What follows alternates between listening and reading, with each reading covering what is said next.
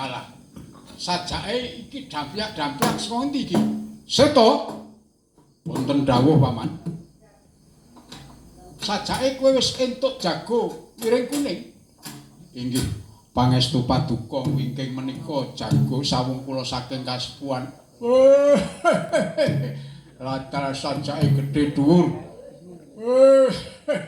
Sajake gedhe dhuwur. Ah, jenengmu sapa le? Wah, suarane gedhe men. Seto. Nggih. Sing jenenge Raja Mala apa kuwi? Yo, kuwi sing jenenge Paman Raja Mala ya kuwi. Wah. Atune akeh. Atune akeh sae brandalan. Seto, mungguh karepmu kepiye? Kula namung nderek dhateng kersa paduka paman. Nderek kersa paduka paman Praupa Kenca. Iki jagone wis loro-lorone wis enek. Loro-lorone wis enek, jagomu ya enek, saka kasepuhan, jagone saka kepatihan ya enek.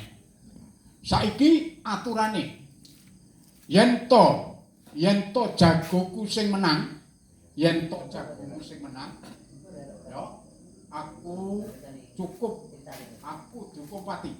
Gantungan. Lan aku tak serahke kepatihan menyang Koko Prabu Matswaka. Nanging kok upamane jagomu sing kalah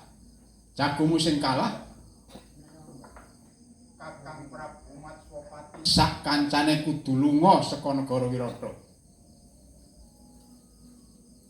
Pak, iki kepiye Balawa? Wah, wis tekan kalangan minggrang-minggring wani. Ngono? Iya.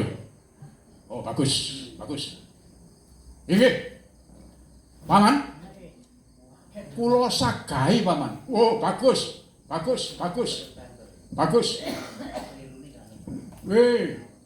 Weh lah dalah. Kowe wani tenan sak banyonan modar wele. Ayo. Sak bangunan modar.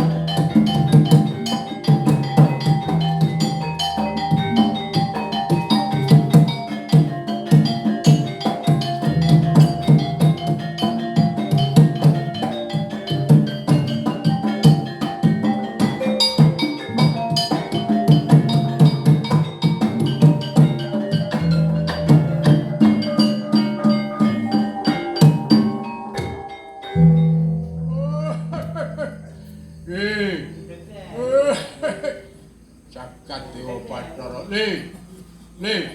Apa? Kowe luwih becik ngalau wae. Ngono. Ora-orane yen to kowe menang karo ora. Kula saka kuwi apik-apikan aten.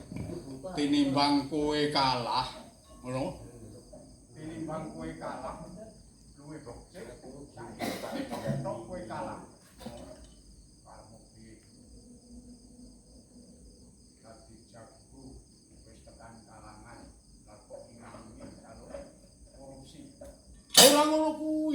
Ora ngono kuwi. Dadi kowe penak, aku ya kepenak. Kowe oleh duit, aku ya entuk ngono. Kowe ora modar. Ya, ora watak yen iso satriya kaya diapun. Ora kena diman wili, ora kena diman mati kowe.